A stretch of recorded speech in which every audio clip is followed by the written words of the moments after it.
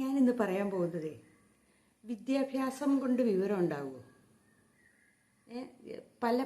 പലരും പറഞ്ഞു കേട്ടിട്ടുണ്ട് നല്ല വിദ്യാഭ്യാസം ഉണ്ട്, അവന് നല്ല വിവരമുള്ളവനാ, നല്ല വിദ്യാഭ്യാസം ഉള്ളവനാ എന്നങ്ങനെ. പക്ഷെ പ്രായോഗിക ബുദ്ധിയിൽ വിദ്യാഭ്യാസം കൊണ്ട് മാത്രം വിവരം ഉണ്ടാവില്ല. ഒത്തിരി വിദ്യാഭ്യാസമുള്ളവർ, അതായത് എല്ലാവരെയും അല്ല കേട്ടോ, ഒത്തിരി വിദ്യാഭ്യാസമുള്ളവർ ഒത്തിരി പൊട്ടത്തരങ്ങൾ കണ്ടിട്ടില്ലേ? ഒത്തിരി വിദ്യാഭ്യാസമുള്ളവർ ആത്മഹത്യ ചെയ്യുന്ന കണ്ടിട്ടില്ലേ? ഒത്തിരി വിദ്യാഭ്യാസമുള്ളവർ ഒരേയിടത്ത് എത്താണ്ട് ഇരിക്കുന്നത് കണ്ടിട്ടില്ലേ? ഒത്തിരി വിദ്യാഭ്യാസമുള്ളവരും മദ്യം മയക്കുമരുന്ന് പോലെ അടിമയാകുന്നത് കണ്ടിട്ടില്ലേ? ഒത്തിരി വിദ്യാഭ്യാസമുള്ള വിവരമില്ലാത്ത കാര്യങ്ങൾ ചെയ്ത് പീഡനത്തിലായി ഇതിലായി പെട്ടുപോകുന്നത് കണ്ടിട്ടില്ലേ? നമുക്കൊരു കളക്ടറെയൊക്കെ അറിയാമല്ലോ അല്ലേ? ഇതൊക്കെ വിദ്യാഭ്യാസത്തിൻ്റെ കുറവുകൊണ്ടാണോ? അല്ല. നമുക്ക് വിവരം എന്ന് പറയുന്നത് അത് സമൂഹ ജീവിയായിട്ട് ജീവിക്കുമ്പോൾ, സമൂഹത്തിൽ ജീവിക്കുമ്പോൾ നമുക്ക് കിട്ടുന്ന അറിവ് എന്ന് പറയുന്നത് ഒരു വലിയ കാര്യമാണ്. സമൂഹത്തിൽ നിന്ന് കിട്ടുന്ന അറിവും നമ്മുടെ വീട്ടിൽ നിന്ന് കിട്ടുന്ന അറിവുകളും ഒക്കെ വിദ്യാഭ്യാസത്തിൽ നിന്ന് കിട്ടുകയില്ല. നമ്മളൊന്ന് ചിന്തിച്ച് നോക്കി. നമ്മുടെ ഈ സമൂഹത്തിൽ നിന്ന് നമുക്ക് മറ്റുള്ളവരുടെ അടുത്ത് പെരുമാറേണ്ട രീതികളും മറ്റുള്ളവരെ സഹായിക്കേണ്ട രീതികളും കരുണ, ദയ എന്നു വേണ്ട എല്ലാം, ഒരു ആപത്ഘട്ടത്തിൽ ഒരാളെ ഓടിച്ചെന്ന് എടുക്കേണ്ട രീതിയും ഒക്കെ നമ്മൾ ഈ സമൂഹത്തിൽ നിന്നാണ് പഠിക്കുന്നത്. അതൊന്നും ഒരു വിദ്യാഭ്യാസത്തിൽ പറഞ്ഞിട്ടില്ല ഇല്ലേ? മറ്റുള്ളവരെ സഹായിക്കുന്ന രീതികളോ ഒന്നും. അതേപോലെ ഒരു അത്യാവശ്യ ഘട്ടത്തിൽ ഒരാൾക്കൊരു താങ്ങും തണലുമായിട്ട് നിൽക്കുക. നമ്മുടെ ഒരു സുഹൃത്തിന് എന്തെങ്കിലും അപകടം പറ്റിയ അവൻ്റെ കൂടെ ഹോസ്പിറ്റലിൽ പോയി നിൽക്കുക, അവനെ സഹായിക്കുക. ആ സമയത്ത് എത്രയോ പേരുണ്ട്, സുഹൃത്തിന് എന്തെങ്കിലും അപകടം പറ്റി തിരിഞ്ഞു പോലും നോക്കാത്ത എത്രയോ കൂട്ടുകാരുണ്ട് ഇല്ലേ? അവൻ്റെ അടുത്തൊന്നും പോയി അന്വേഷിക്കുക പോലും ചെയ്യില്ലാത്തവർ ഇല്ലേ? അപ്പം അങ്ങനെ പോയി നിന്ന് മാസങ്ങളോളം ചിലപ്പോൾ അവൻ ആശുപത്രി കിടന്ന് ആ കൂടെ നിൽക്കും. അവൻ്റെ എല്ലാം ഡ്രസ്സും അലക്കി അവൻ്റെ കൂടെ നിൽക്കുന്ന എത്രയോ സഹോദരങ്ങളുണ്ടെന്നറിയാം, നല്ല കൂട്ടുള്ളവർ. അത് നമ്മളൊന്ന് ചിന്തിച്ചു നോക്കി. ഇതൊന്നും വിദ്യാഭ്യാസത്തിൽ നിന്ന് കിട്ടുന്നതല്ല. ഒരാൾക്ക് ഒരു നേരത്തെ ഭക്ഷണം കൊണ്ടു കൊടുക്കുന്ന ആരെങ്കിലും പറഞ്ഞിട്ടാണോ? എന്തോരം പയ്യന്മാരുണ്ടെന്നറിയാവോ ഭക്ഷണങ്ങൾ വിതരണം ചെയ്യുന്നവർ? തെരുവിൽ കിടക്കുന്ന 50 ഭക്ഷണം 10 ഭക്ഷണം എന്നൊക്കെ പറഞ്ഞ് വീട്ടിൽ നിന്ന് ചോറും പൊതിയായിട്ട് ചോറ് കൊണ്ടുവരുമ്പോൾ ഒരു പൊതിയും കൂടെ കൂടുതൽ കൊണ്ടുവന്നിട്ട് പാവപ്പെട്ടവർക്ക്, റോഡ് സൈഡിലിരിക്കുന്നവർക്ക് കൊടുത്തിട്ട് പോകുന്നവരെയും എനിക്കറിയാം. ജോലിക്ക് പോകുന്നവരാണ്, അവർ പൊതി കെട്ടിക്കൊണ്ടുവരുമ്പോൾ ഒരു പൊതിയും കൂടെ കൂടുതൽ കൊണ്ടുവരും. എന്നിട്ട് സ്ഥിരം റോഡ് സൈഡിൽ ഇങ്ങനെ അവരെ കാത്തിരിക്കുന്ന കുറച്ച് പാവങ്ങളുമുണ്ട്, അവർക്ക് കൊടുത്തിട്ട് പോകുന്നതും ഒക്കെ കണ്ടിട്ടുണ്ട്. ചില കുഞ്ഞു മക്കൾക്ക്, ഒന്നുമല്ലാത്ത പാവപ്പെട്ട കുട്ടികൾക്ക് ഡ്രസ്സ് വാങ്ങിക്കൊടുക്കുന്നവർ, ബോക്സ്, പുസ്തകങ്ങൾ, സഞ്ചി ഇങ്ങനെയൊക്കെയുള്ള വാങ്ങിക്കൊടുക്കുന്നവരെയും നമുക്ക് കാണാൻ പറ്റില്ലേ? കൊട, ഒരാൾക്കൊരു കൊട മേടിച്ചു കൊടുക്കുന്നത് തന്നെ എന്തൊരു അനുഗ്രഹമെന്നറിയാവോ? ഈ മഴക്കാലത്ത് കുടയില്ലാണ്ട് നനഞ്ഞു കുത്തി പോകുന്ന എത്രയോ പാവപ്പെട്ട പിള്ളേരുണ്ട്, അവർക്കൊരു കുട മേടിച്ചു കൊടുക്കുന്നത്, ചെരുപ്പ് വാങ്ങിക്കൊടുക്കുന്നത്. ഇതൊക്കെ വിദ്യാഭ്യാസത്തിൽ നിന്ന് കിട്ടുമോ? ഇല്ല. ഒരു ചെരുപ്പ് പോലും വാങ്ങിക്കൊടുക്കാത്ത എത്രയോ മനുഷ്യരുണ്ട്. പാവപ്പെട്ട മക്കൾക്ക് സ്കൂള് തുറക്കാറായി, എന്നാൽ ഒരു ചെരുപ്പ് വാങ്ങിക്കൊടുത്തേക്കാം എന്ന് വിചാരിക്കണില്ലേ? ഞാനങ്ങനെ ചെയ്യുന്ന വ്യക്തിയാട്ടോ. ഞാൻ ചെരുപ്പ്, സ്കൂളിൽ പഠിക്കാനുള്ള സാമഗ്രികൾ ഒക്കെ, കൊട, ഇതൊക്കെ മേടിച്ച് എനിക്ക് ഒരാൾക്ക് ഞാൻ എല്ലാ വർഷവും സഹായിക്കാൻ ശ്രമിക്കാറുണ്ട്. നമ്മൾ അങ്ങനെയായിരിക്കണം. അതൊന്നും ഒരു പഠിപ്പ് കൊണ്ടോ വിവരം കൊണ്ടോ കിട്ടുകയില്ല. അപ്പം അതൊക്കെ നമ്മുടെ മനസ്സിൽ തോന്നണം. മനസ്സിൻ്റെ ഒരു തോന്നലുകളാണ് അതൊക്കെ ഇല്ലേ? അങ്ങനെയൊക്കെ ചെയ്യുമ്പോൾ ഉണ്ടല്ലോ നമുക്ക് കൂടുതൽ നമ്മൾ ഐശ്വര്യങ്ങളുണ്ടാകും. കൊടുക്കും തോറും ഏറിടും എന്നാണ് പറയുന്നത്. നമുക്ക് എന്താണോ നമുക്കുള്ളതിൽ ഒരു ഭാഗം ഒരാളെ സഹായിക്കാൻ സാധിച്ചെങ്കിൽ നമ്മൾ കോടികൾ കൊടുത്തും ലക്ഷങ്ങൾ കൊടുക്കണം എന്നല്ല പറയുന്നത്. നമ്മുടെ ആസ്തികൾ മുഴുവൻ എടുത്തിട്ട് അതിനു വേണ്ടി തന്നെ നടക്കണം എന്നുമല്ല പറയുന്നത്. ഒരു ഊണിനുള്ള പൈസ അത് ആർക്കെങ്കിലും കൊടുക്കാൻ സാധിച്ചെങ്കിലുണ്ടല്ലോ, ഒരാഴ്ച മതി, ഒരു മാസത്തിൽ ഒരാൾക്ക് കൊടുക്കാൻ സാധിച്ചാൽ മതി. അങ്ങനെയൊക്കെ ചെയ്യുന്ന ഒരു നല്ല കാര്യമല്ലേ എന്നിങ്ങനെ ഞാൻ തോന്നി. ചിലരുണ്ട് വീട്ടിൽ വന്ന്, നമ്മളൊന്ന് ഓർത്ത് നോക്കി, കള്ളത്തരം കൊണ്ട് വരുന്നവരുണ്ട് കേട്ടോ. അത് നമ്മൾ വിശ്വസിക്കുന്നത് ചവിട്ടിക്കച്ചവടം, അല്ലെങ്കിൽ ആ കച്ചവടം ഈ കച്ചവടം, അങ്ങനെ വന്ന് നമ്മളെ തട്ടിപ്പറിക്കാൻ വരുന്നവരെ അത് അടുപ്പിക്കണം എന്നല്ല പറയുന്നത്. അല്ലാതെ യാതൊരു നിവൃത്തിയും ഇല്ലാത്തവരായിട്ട് നമ്മുടെ വീട്ടിൽ വരുന്നവരെ നമ്മൾ ആട്ടിപ്പായിക്കാണ്ടിരിക്കുക. അവർക്കൊരു 10 രൂപയാണ് 10 രൂപ കൊടുക്കുക. അതേപോലെ ചിലയിടത്ത് സെക്യൂരിറ്റി ചേട്ടന്മാരായിട്ട് നിൽക്കുന്ന ഹോട്ടലുകളിലൊക്കെ, സെക്യൂരിറ്റി അല്ല, ഈ വണ്ടി ഒക്കെ കയറ്റിയിടാനൊക്കെ നിൽക്കുന്ന ചേട്ടന്മാരെ കണ്ടിട്ടില്ലേ? എനിക്കൊരു ചേട്ടൻ്റെ കഥ അറിയാം. ആ ചേട്ടൻ രാവിലെ എണീറ്റ് ഇങ്ങനെ ഈ സെക്യൂരിറ്റി പണിക്ക് പോരും. അപ്പം ഭാര്യയ്ക്ക് വയ്യാതെ കിടക്കുക, ഭാര്യ കട്ടിലേ തന്നെ കിടക്കുന്ന ഒരു സ്ത്രീ, അവരെ കുളിപ്പിച്ച് ഭക്ഷണമൊക്കെ കൊടുത്തിട്ടാണ് ഈ ചേട്ടൻ ഇറങ്ങിപ്പോരുന്നത്. എന്നിട്ട് ഈ ചേട്ടൻ വന്ന് ഒരു ചെരുപ്പില്ല, ഒന്നുമില്ല, ഒരു ഹോട്ടലിൽ ഇങ്ങനെ പല ഹോട്ടലുകളിൽ ഇങ്ങനെ പണി അന്വേഷിച്ചപ്പോൾ ഒരു ഹോട്ടലുകാരൻ പണി കൊടുത്തു. അയാൾ പറഞ്ഞ് വൈകുന്നേരം ആകുമ്പോഴത്തേനും 500 രൂപ ഭക്ഷണവും കൊടുക്കും എന്നിങ്ങനെ പറഞ്ഞു. ആ ചേട്ടൻ ഉച്ചയ്ക്ക് കിട്ടിയ ചോറും കറിയെല്ലാം കൂടെ സൂക്ഷിച്ചു വെച്ചു. എന്നിട്ട് ചെരുപ്പ് പോലുമില്ല, കടക്കാരത് വാങ്ങിയും കൊടുത്തില്ല. ഇങ്ങനെ കടയിൽ ഇങ്ങനെ നിന്നു. വൈകുന്നേരം ആയി കഴിഞ്ഞപ്പോൾ ഈ ചേട്ടൻ ഈ കിട്ടിയ ചോറും കൊണ്ട് അതോടും വീട്ടിലേക്ക് ഭാര്യയ്ക്ക് കൊടുക്കും. അവർ രണ്ടുപേരും കൂടെ സന്തോഷത്തോടെ കഴിയും. കുറച്ച് കാലം കഴിഞ്ഞപ്പോഴാണ് ആ ഹോട്ടലിൽ വന്ന ഒരാൾ ഈ മനുഷ്യനെ കാണുകയും ഇയാൾക്ക് ചെരുപ്പ് വാങ്ങിക്കൊടുക്കുകയും ഇയാളുടെ കഥകൾ ചോദിക്കുകയും ചെയ്തപ്പം ഹോട്ടലുകാർ ആരും ചോദിച്ചില്ല. പക്ഷേ ഈ മനുഷ്യൻ, ഈ വന്നയാൾ ചോദിക്കുകയും അയാൾക്കൊരു ദയ തോന്നുകയും അയാൾ ആ ഭാര്യയുടെ കാണാൻ ആ വീട്ടിൽ ചെല്ലുകയും ചെയ്തു.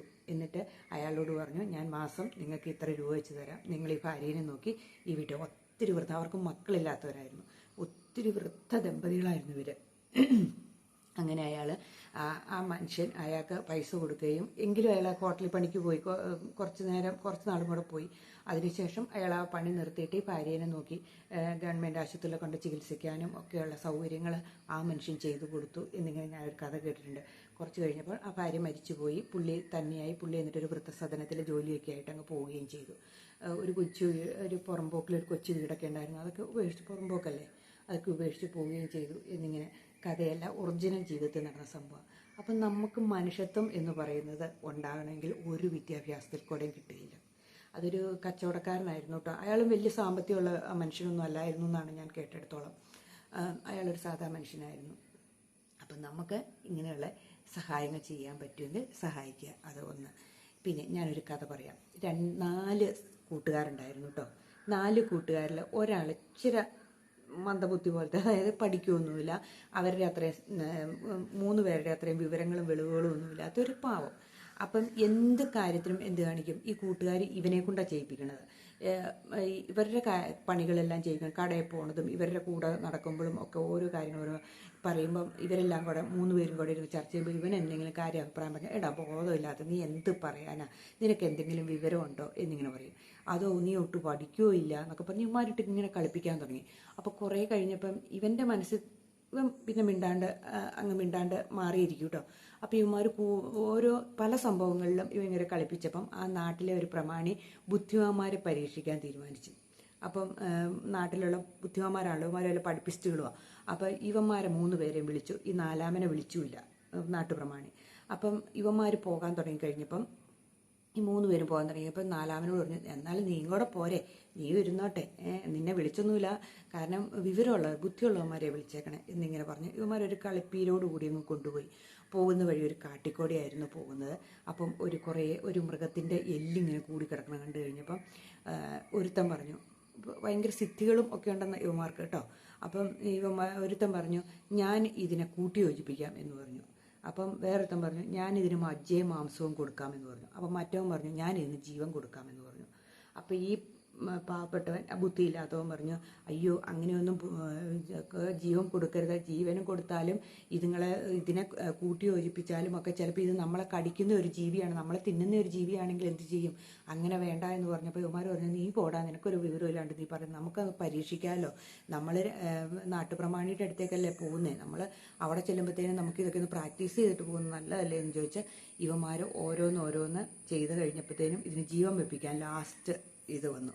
അപ്പം ഈ ബുദ്ധിയില്ലാത്തവൻ പറഞ്ഞു, ഒരു കാര്യം നിൽക്കുക, ഞാൻ ഈ മരത്തിൻ്റെ മുകളിൽ കയറിയിട്ട് ശേഷം മാത്രമേ നിങ്ങൾ ജീവൻ കൊടുക്കാവുള്ളൂ എന്നിങ്ങനെ പറഞ്ഞു.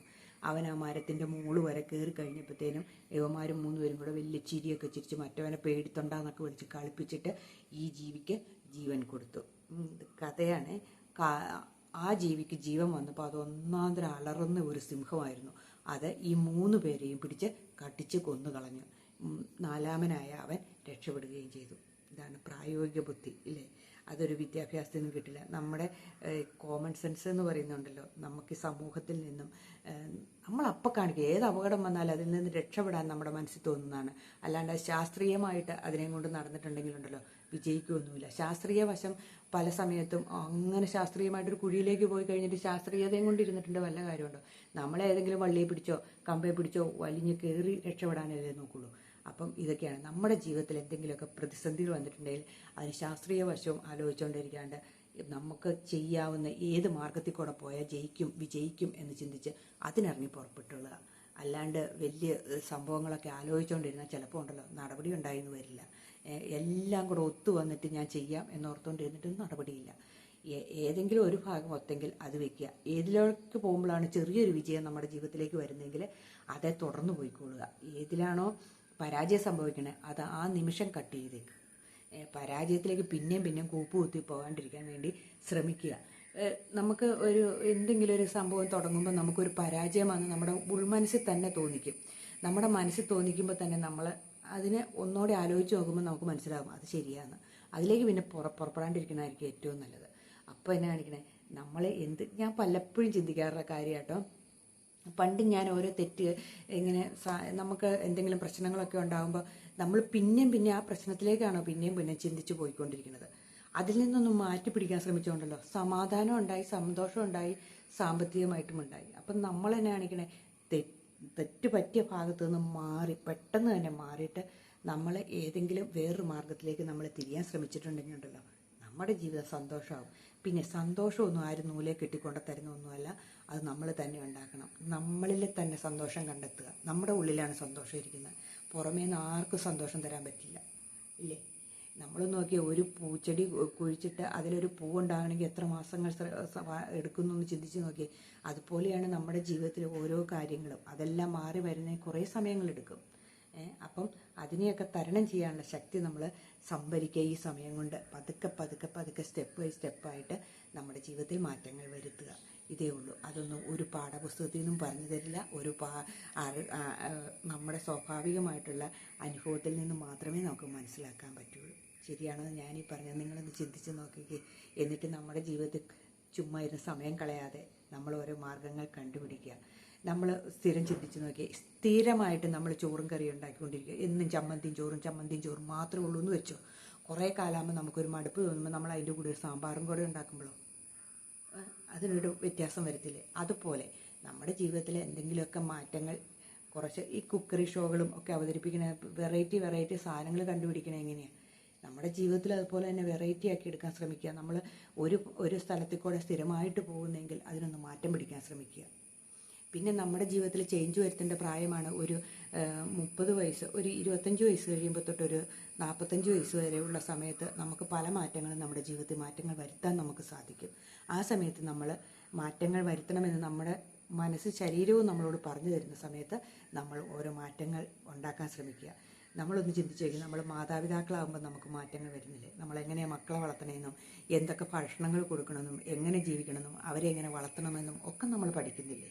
അതുപോലെ നമ്മുടെ ജീവിതത്തിൽ എന്തുകൊണ്ട് നമ്മൾ പല കാര്യങ്ങളും നമ്മുടെ ജീവിതത്തിൽ സംഭവിക്കും മാറ്റങ്ങൾ വരുത്താൻ നമ്മൾ തയ്യാറാകുന്നില്ല? നമ്മളൊന്ന് ശ്രമിച്ചാൽ മതി, നമുക്ക് ഓക്കെ ആയിട്ട് മാറ്റങ്ങൾ വരുത്താൻ സാധിക്കും, മിടുക്കരാകാൻ പറ്റും. അപ്പം ഇരിക്കുന്ന സ്ഥലം സേഫ് സോൺ ആക്കി വെച്ചുകൊണ്ടിരിക്കാണ്ടിരിക്കുക. അവിടെ ഇരുന്നിട്ടുണ്ടെങ്കിൽ നമ്മളൊരു സുഖം പിടിച്ചു പോയാൽ അവിടെ തന്നെ ഇരിക്കും. പിന്നെ മടിയന്മാരായിട്ടിരിക്കരുത്, അവിടുന്ന് മാറുക. ഇച്ചിരി ഒന്ന് പ്രവർത്തിച്ചിട്ടുണ്ടെങ്കിൽ ഉണ്ടല്ലോ ഒത്തിരി മാറ്റങ്ങൾ ജീവിതത്തിൽ സംഭവിക്കും. മാറ്റങ്ങൾ എന്ന് പറയുന്നത് എപ്പോൾ വേണേലും നമ്മുടെ ജീവിതത്തിൽ സംഭവിക്കാവുന്ന കാര്യങ്ങളാണ് കേട്ടോ. അത് ഇന്ന് ഈ നിമിഷം കഴിയുമ്പോൾ ചിലപ്പോൾ നമ്മുടെ ജീവിതത്തിൽ പ്രത്യേക മാറ്റം ഉണ്ടാകും.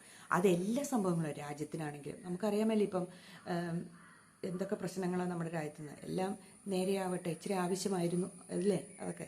അപ്പം അതിനെക്കുറിച്ചൊന്നും പറയുന്നില്ല, എങ്കിലും ഒന്നും സംഭവിക്കാതിരിക്കട്ടെ എന്ന് നമുക്ക് പ്രാർത്ഥിക്കാം, ഇല്ലേ? നല്ലതിന് വേണ്ടിയിട്ട് എല്ലാം. അപ്പം ഒന്നോർത്ത് നോക്കി, ഒരു മാറ്റം എപ്പോഴും ആവശ്യമാണ്. അല്ലെങ്കിലുണ്ടല്ലോ നമ്മൾ പലപ്പോഴും അധപ്പതനത്തിലേക്ക് പോവുകയും ചെയ്യും. അപ്പം നമ്മുടെ രാജ്യത്തിന് വേണ്ടി അഭിമാനിക്കുമ്പോൾ നമ്മുടെ ജീവിതത്തിന് വേണ്ടിയിട്ടും നമ്മുടെ കുടുംബത്തിന് വേണ്ടിയിട്ടും നമുക്ക് അഭിമാനിക്കണ്ടേ? അപ്പം എല്ലാവർക്കും നല്ലൊരു ദിവസം ഞാൻ ആശംസിക്കുന്നു. ബൈ.